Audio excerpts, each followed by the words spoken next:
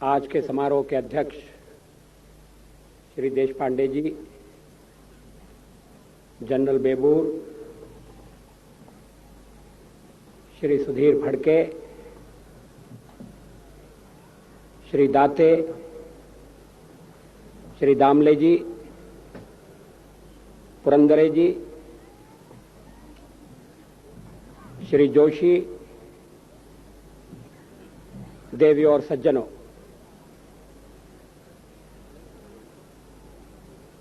मुझे बार बार अतिथि कहा जा रहा है।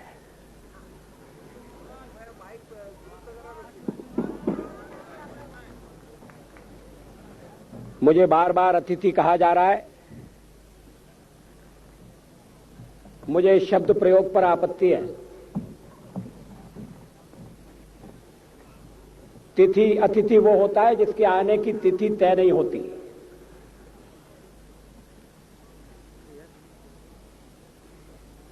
जो अचानक आ टपक पड़ता है,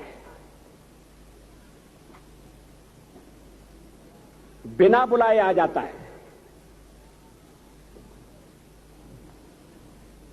उसको भी हमने देवता मानकर स्वागत करने की परंपरा डाली है। लेकिन मुझे अतिथि कहा जाए, इसे मैं पसंद नहीं करता।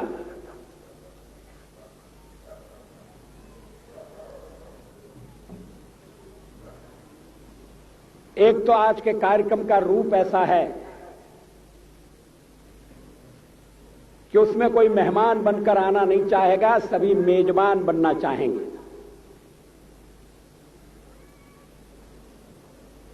दूसरी बात यह कि सावरकर जी की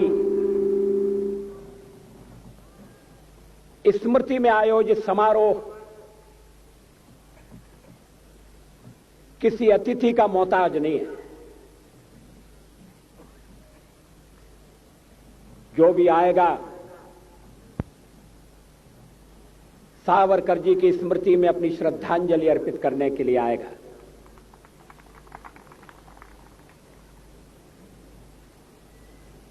फिर मैं पुणे इतने बार आ चुका हूं कि अगर मेहमान का दर्जा कभी था तो वो खत्म हो चुका है। अभी थोड़े दिन पहले महाराष्ट्र की दुष्काल परिस्थिति का अध्ययन करने के लिए मुझे इधर आने का अवसर मिला था और पुणे के आसपास जो राहत के कार्य चल रहे हैं, लोगों को रोजगार देने के काम चल रहे हैं, उन्हें मुझे देखने का अवसर मिला था। उस समय जोशी जी ने मुझसे कहा था कि मैं कार्यक्रम में आऊं,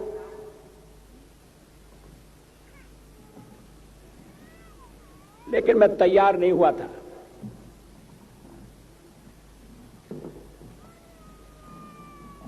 भारतीय जनता पार्टी के अध्यक्ष पद से मुक्त होने के बाद मैं किसी कार्यक्रम में बंधना नहीं चाहता था।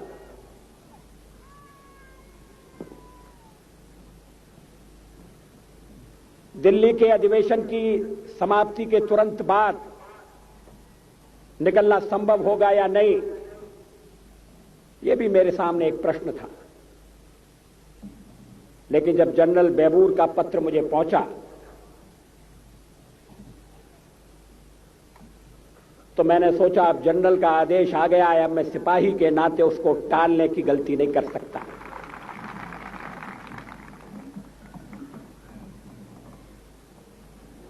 मुझे बड़ी प्रसन्नता है, मैं अपने को सौभाग्यशाली समझता हूं मैं आज इस कार्यक्रम में उपस्थित हो सका हूं।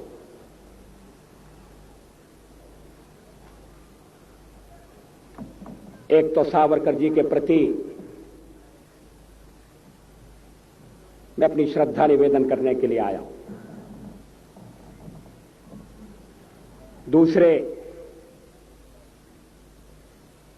श्री पुल देशपांडे का भाषण सुनने का भी मुझे थोड़ा सा लोभ था। दिल्ली में उनके दर्शन हुआ करते थे, लेकिन उन्होंने दिल्ली छोड़ दी और दिल्ली का सांस्कृतिक साहित्यिक जीवन थोड़ा सा रिक्त हो गया, थोड़ा सा अकिंचन हो गया। देशपांडे जी बहुमुखी प्रतिभा के धनी हैं। मराठी भाषा को, मराठी साहित्य को श्री पुल देशपांडे जैसे कलम के धनी पाकर सचमुच में अभिमान होना चाहिए।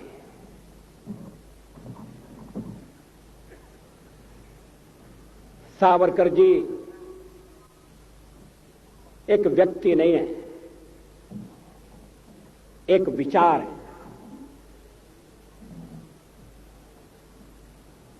एक चिनगारी नहीं है, एक अंगार है। सीमित नहीं है, एक विस्तार है। मन, वचन और कर्म में जैसा तादात्म्य, जैसी एक रूपता सावरकर जी ने अपने जीवन में प्रकट की, वह अनूठी है, अलौकिक है। उनका व्यक्तित्व, उनका कृतित्व, उनका वक्तृत्व और उनका कवित्व, जिसकी देशपांडे जी ने बड़े विस्तार के साथ चर्चा की है, सावरकर जी के जीवन को ऐसा आयाम प्रदान करते हैं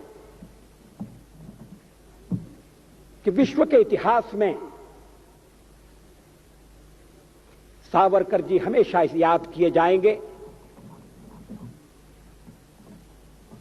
जब जब कोई पराधीनता के खिलाफ संघर्ष करेगा, अन्याय के विरुद्ध लड़ाई के मैदान में कूदेगा, जब जब जीवन के बलिदान की बेल आएगी, जब जब सर्वस्व का समर्पण करके मातृभूमि की खोई हुई स्वाधीनता को प्राप्त करने का क्षण उपस्थित होगा, संसार भर के स्वतंत्रता के लिए लड़ने वाले लोग जिन अनेक महापुरुषों का स्मरण करेंगे और स्मरण करने के बाद बलि की वेदी पर अपने जीवन का उत्सर्ग करने के लिए आगे बढ़ेंगे, स्वातंत्र वीर सावरकर विश्व के उन महापुरुषों की मालिका में एक चमकते हुए दैदीप्यमान रत्न की तरह से शोभायमान होगी। सावरकर जी ने गैरिबाल्डी से, मैदिनी से प्रेरणा प्राप्त की, लेकिन वो स्वयं एक प्रेरक शक्ति बन गए। बाल्यावस्था से स्वातंत्र लक्ष्मी की उपासना,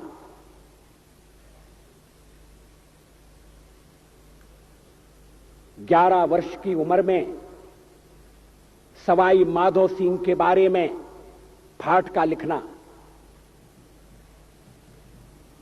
फिर चाफेकर राणने के संबंध में फाटका लिखना और उसी समय संकल्प करना, मैं देश की स्वाधीनता के लिए संघर्ष करूंगा।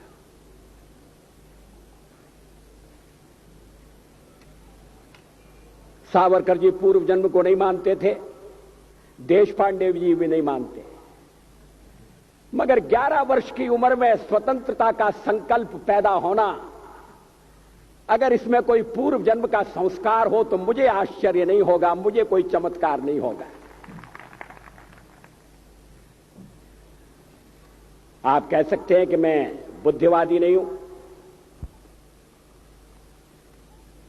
लेकिन जब अलौकिक प्रतिभा के दर्शन होते हैं,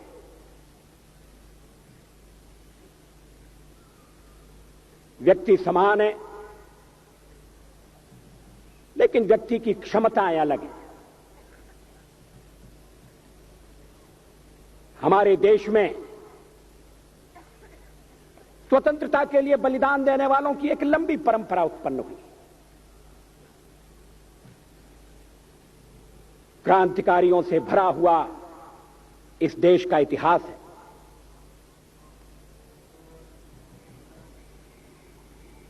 महाराष्ट्र से, बंगाल से, पंजाब से ब्रिटिश साम्राज्यवाद की समाप्ति के लिए सशस्त्र संघर्ष करना होगा। बिना हथियार उठाए आजादी नहीं मिलेगी।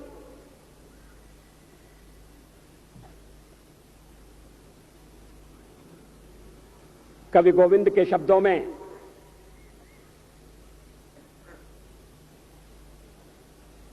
बिना युद्ध के स्वतंत्रता किसको मिली है? इस पर जिनका विश्वास था उन्होंने बलिदान की पराकाष्ठा कर दी।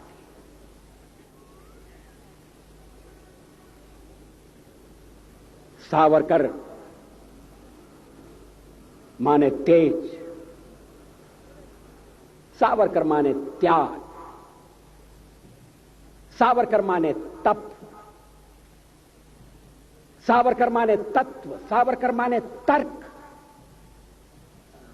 सावरकर माने तारुण्य, सावरकर माने तीर, सावरकर माने तलवार, सावरकर माने तिलमिलाहट, सागरा प्राण तड़मड़ला, तलमड़ाती हुई आत्मा।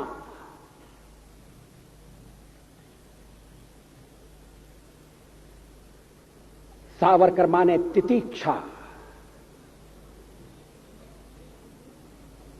सावरकर माने तीखापन,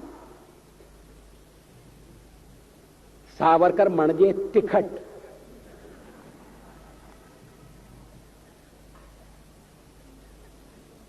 कैसा बहुरंगी व्यक्तित्व।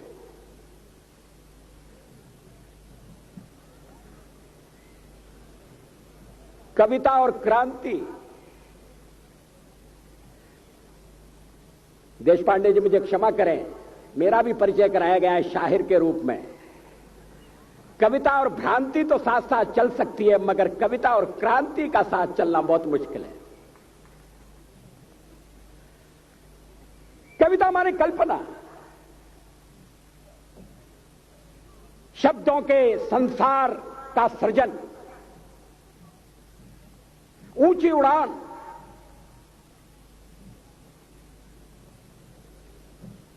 और कभी कभी ऊंची उड़ान में अगर धरातल से पांव उठ जाए, वास्तविकता से नाता टूट जाए, तो कवि को शिकायत नहीं होगी। उसके आलोचक भी इस बात के लिए उसकी टीका नहीं करेंगे। मगर सावरकर जी का कवि ऊंची से ऊंची उड़ान भरता था।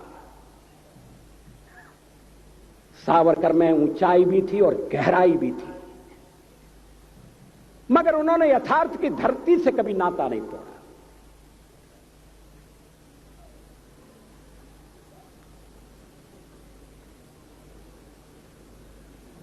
मैंने सेल्युलर जेल में, अंडमान द्वीप में वो कोठरी देखी है जिसमें सावरकर जी को अपने जीवन का बहुत महत्वपूर्ण अंश तिल तिल जलकर मिटाना पड़ा था।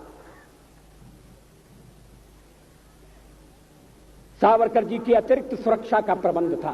कमरे के बाहर कोठरी, काल कोठरी के बाहर एक कोठरी,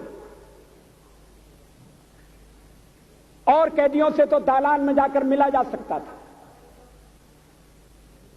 सावरकर जी की कोठरी के आगे भी एक कोठरी बनाकर सींचे खड़े कर दिए गए। सागर का किनारा, पता नहीं सागर और सावरकर का क्या संबंध था। गोदावरी ने भी सावरकर जी को प्रभावित किया। वो जिस तरह से जहाज से सागर में कूद पड़े, स्वतंत्रता के लिए छलांग लगा दी। उत्ताल सागर की तरंगें, अनंत सागर, अपार जलराशि, कहां किनारा है, कौन सा ठिकाना मिलेगा, इसका भरोसा नहीं। मगर अंतःकरण में एक संकल्प, मैं पराधीनता स्वीकार नहीं करूंगा। ऐसा संकल्प, ऐसा पराक्रम, ऐसा पौरुष, सागर से दो दो हाथ करने का फैसला,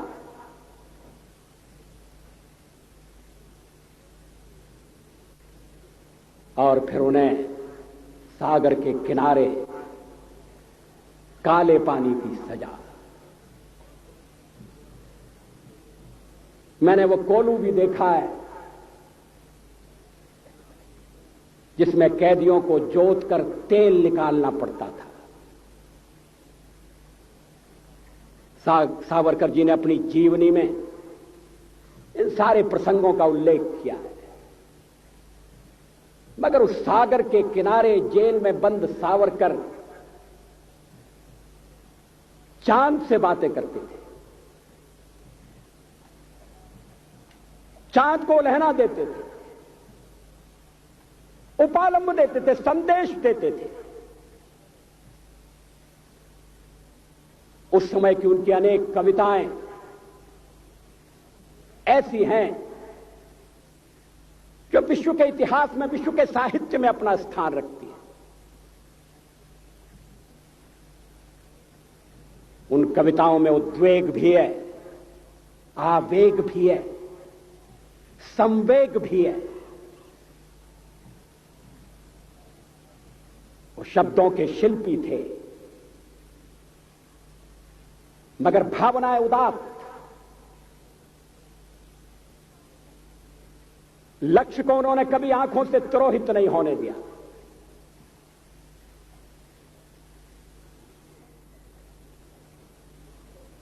सावरकर जी से मेरा परिचय एक पहले कवि के नाते होगा।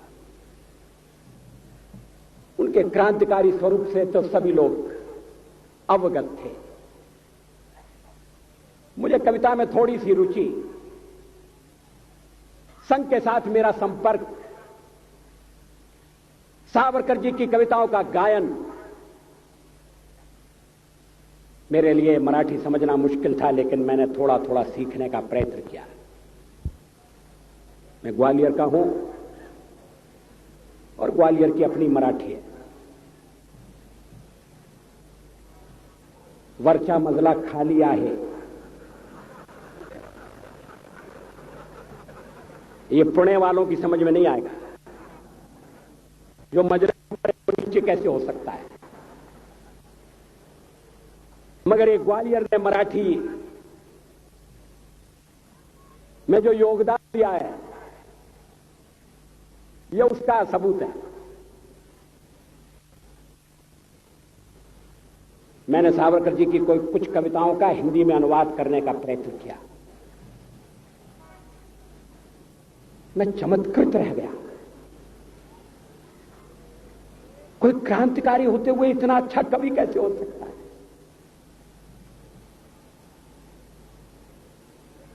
कोई कल्पना के आकाश में उड़ते हुए क्रांति की आग को कैसे धधका सकता है, सुलगा सकता है? मगर कल्पना की सृष्टि और यथार्थ की सृष्टि, दोनों का सावरकर ने समन्वय कर दिया। यह समन्वय बहुत कठिन है, मगर जैसा मैंने प्रारंभ में उल्लेख किया, सावरकर के जीवन की समग्रता ऐसे अनूठे गुणों से भरी हुई है। प्रखर राष्ट्रवाद, समझौता न करने वाला राष्ट्रवाद, जीवन का क्षण क्षण और शरीर का कण कण मातृभूमि की स्वतंत्रता के लिए समर्पण कर देने वाला राष्ट्र प्रेम, मगर उसके साथ मूलगामी समाज सुधारक की भूमिका बैठक। कवि के बाद अगर सावरकर का कोई स्वरूप मुझे सबसे ज्यादा आकृष्ट करता है तो वो समाज सुधारक का रूप है। रत्नागिरी की नजरबंदी में उस समय लिखी गई कविताएं देखिए। बाल विधवा की पीड़ा, एक तो विधवा और उस पर बाल विधवा, पुनर्विवाह पर प्रतिबंध, ऐसी अभागी नारी कहां जाए। सावरकर बड़े बड़े प्रश्नों में उलझे थे। उस समय स्वतंत्रता से बढ़कर और कौन सा प्रश्न हो सकता था। मगर सावरकर दृष्टा भी थे, समाज के शिल्पकार भी थे, विकृतियों से लड़ने वाले योद्धा भी थे, कुरीतियों का निर्मूलन करने के लिए कटिबद्ध समाज सुधारक भी थे। आज अगर सावरकर जीवित होते तो सावरकर की धीर गंभीर वाणी में शाहबानों की व्यथा प्रकट होती, मुखरित होती। 70 साल की नारी, पति द्वारा परित्यक्ता, बच्चों की मां, कहां जाए, किसका दरवाजा खटखटाए। और अगर सावरकर जी शाहबानों के लिए बोलते तो कोई उन पर आक्षेप नहीं ले सकता था, क्योंकि उनके लिए नारी नारी में अंतर नहीं था, उनके लिए संप्रदाय संप्रदाय में भेद नहीं था।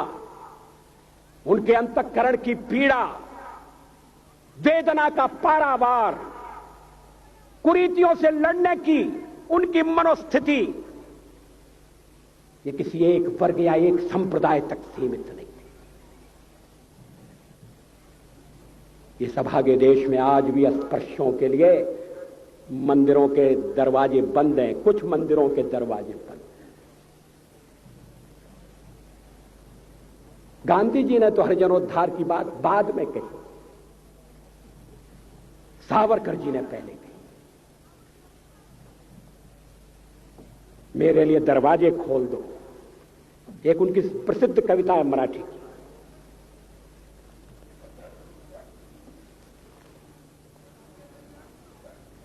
मला देवांचा दर्शन घेऊया, मुझे देव का दर्शन लेने, मेरे लिए मंदिर के कपाट बंद मत करो, भगवान और भक्त के बीच में कोई खड़ा न रहे।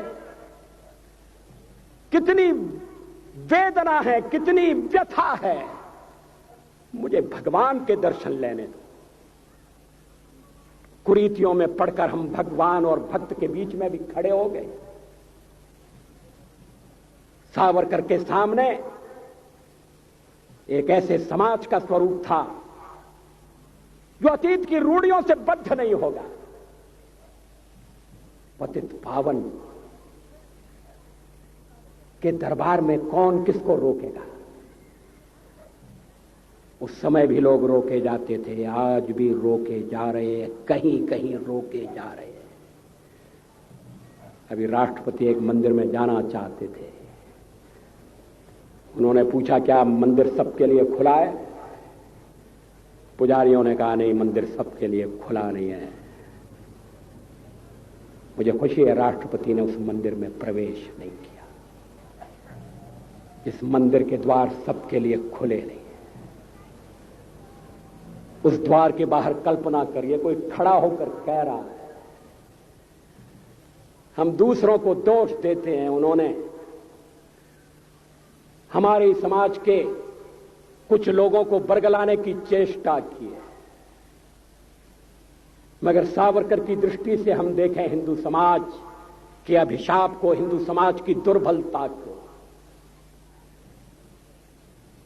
हम अगर पराधीन हुए, हम आज अगर अपने घर में सम्मान के साथ जीवित नहीं है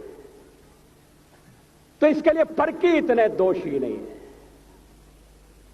दोष हमारा अपना है। हमने समाज को बांट दिया। कभी वर्ण व्यवस्था का उपयोग रहा होगा तो रहा होगा, लेकिन उसके कारण जब दीवारें खड़ी होने लगी,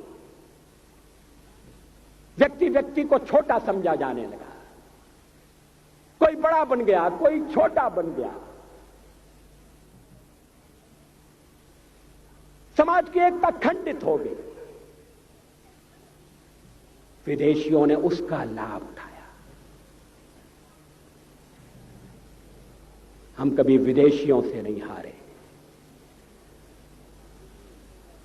हमने तो अपनी तलवार से अपने देश को जीतकर दूसरों के सुपुर्द कर दिया। इतिहास साक्षी है, प्लासी की लड़ाई में जितने लोग मैदान में लड़ रहे थे उससे ज्यादा लोग मैदान के बाहर खड़े होकर तमाशा देख रहे थे, लड़ाई का परिणाम सुनने की प्रतीक्षा कर रहे थे। देश के भाग्य का निर्णय होने जा रहा था, मगर उस निर्णय में सारा देश शामिल नहीं था। विदेश मंत्री के नाते मैं अफगानिस्तान गया था। आपको सुनकर ताज्जुब होगा, अफगानिस्तान के अपने मेजबानों से मैंने कहा मैं गजनी जाना चाहता हूं, गजनी। पहले वो मेरी बात उनकी समझ में नहीं आई। कहने लगे गजनी तो कोई टूरिस्ट स्पॉट नहीं है, गजनी में कोई 5 स्टार होटल नहीं है, गजनी में आप जाकर क्या करेंगे, गजनी में आप जाकर क्या देखेंगे। मैं उन्हें पूरी बात नहीं बता सकता। मेरे हृदय में कहीं गजनी कांटे की तरह से चुभ रहा है। जब से मैंने गजनी से आए एक लुटेरे की कथा पढ़ी है और किशोरावस्था में पढ़ी है, मैं देखना चाहता था वो गजनी कैसा है। आपको सुनकर ताज्जुब होगा, महमूद गजनी का अफगानिस्तान के इतिहास में कोई स्थान नहीं है।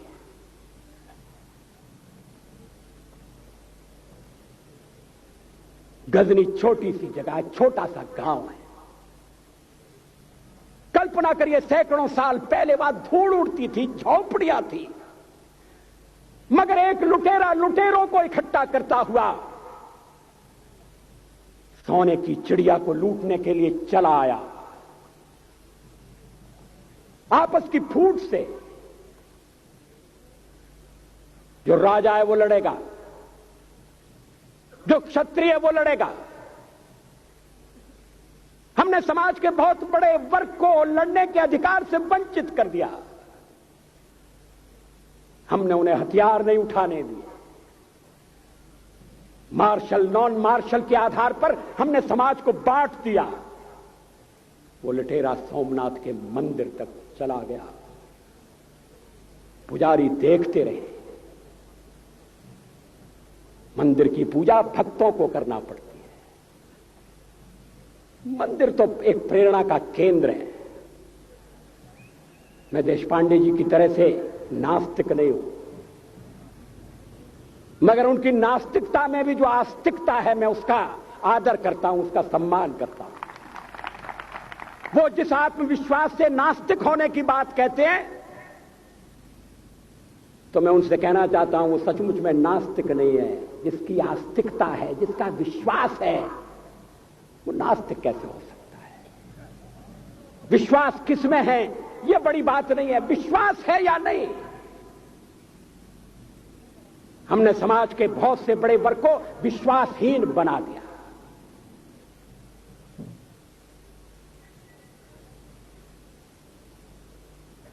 लोगों ने हथियार नहीं उठाए,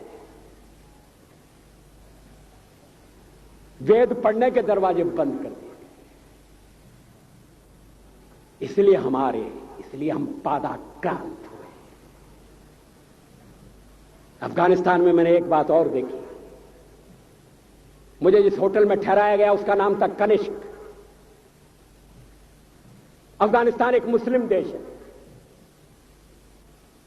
मुझे बड़ा ताज्जुब हुआ। मैंने कहा कनिष्क यहां कहां से आया? तो मेरे साथ अफगानिस्तान के विदेश मंत्री थे। मैंने कहा कनिष्क आपका कौन लगता है? कनिष्क से आपका क्या संबंध है? कहने लगे कनिष्क हमारा पूर्वज है, कनिष्क हमारा पुरखा है। He was one of our forefathers. मैंने कहा तब तो हमारे आपके पुरखे एक हैं।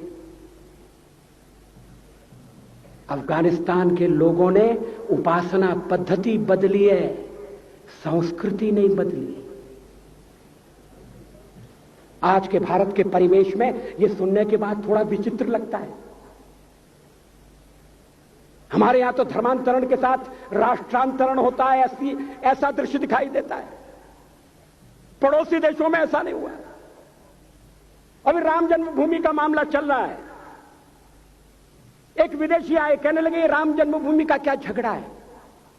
हमने कहा इस पर विवाद हो रहा है कि श्री राम कहां पैदा हुए थे, और जहां पैदा हुए थे वो स्थान उनके मंदिर के लिए प्रयुक्त किया जाए या न किया जाए। वो इंडोनेशिया से आए थे, वो मुसलमान है। कहने लगे हम तो समझते थे कि राम के लिए सारे भारत में आदर होगा, सम्मान होगा। हमने कहा ये आपने कैसे समझा? कहने लगे आप तो इंडोनेशिया आ चुके हैं। इंडोनेशिया में बहुत से लोगों ने इस्लाम स्वीकार कर लिया, मगर श्री राम को विस्मृत नहीं किया, श्री राम को भुलाया नहीं। इंडोनेशिया के बाली द्वीप में 1 महीने रामायण की लीला होती है। मैं उस समारोह में जा चुका हूं। उस समय भी विदेश मंत्री मेरे पास बैठे थे। मैंने कहा ये रामायण ये क्या हो रहा है? मैंने कहा एक्सीलेंसी ये मंच पर क्या हो रहा है? कहने लगे एक्सीलेंसी आपको पता होना चाहिए। हमने कहा मुझे तो पता है मगर मैं जानना चाहता हूं। कहने लगे ये रामायण है, ये राम है, ये लक्ष्मण है, ये सीता है। हमने कहा इनसे आपका क्या संबंध है? आप तो मुसलमान हैं। कहने लगे हमारा संबंध बहुत पुराना है, हमारा तब का संबंध है जब हम मुसलमान नहीं हुए थे। थाईलैंड की राजधानी अयोध्या कही जाती है। थाईलैंड के राजा को आज भी राम कहा जाता है। सावरकर जी ने हिंदू राष्ट्र की बात की, हिम्मत के साथ। बुनियादी तौर पर भारत हिंदू राष्ट्र है, इससे कोई इनकार नहीं कर सकता, इसे कोई अस्वीकार नहीं कर सकता। मेरे लिए हिंदू राष्ट्र और भारतीय राष्ट्र पर्यायवाची शब्द। लेकिन सावरकर जी ने हिंदू राष्ट्र की बात कही तो हिंदी राज्य की बात भी कही। उन्होंने कहा राष्ट्र हिंदू है, मगर भारत में हिंदी राज्य होगा, ऐसा राज्य होगा जो मजहब के आधार पर, उपासना पद्धति के आधार पर भेदभाव नहीं करेगा। समय की कमी से मैं सावरकर जी का वो उद्धरण पढ़कर सुनाना नहीं चाहता। सावरकर जी ने कहा कि स्वतंत्र भारत में न हिंदू राज्य होगा, न हिंदू राज्य होगा। ऐसा राज्य होगा जो सबकी चिंता करेगा, सबके साथ न्याय करेगा। मगर उन्होंने कहा राष्ट्र हिंदू राष्ट्र होगा। राष्ट्र और राज्य में अंतर है, यह अंतर हमें स्पष्ट करना चाहिए। सावरकर जी के विचारों को लेकर बहुत भ्रम पैदा करने की कोशिश की गई है। मुझे खुशी है इस समारोह का उद्घाटन करने के लिए सूचना मंत्री श्री गाडगिल आए थे। मुझे वो दिन भी याद है जब रेडियो से सावरकर की कविता नहीं सुनाई जा सकती थी। वक्त बदल गया है, जादू सर पर चढ़कर बोल रहा है, महापुरुषों की कोई ज्यादा दिन तक उपेक्षा नहीं कर सकता।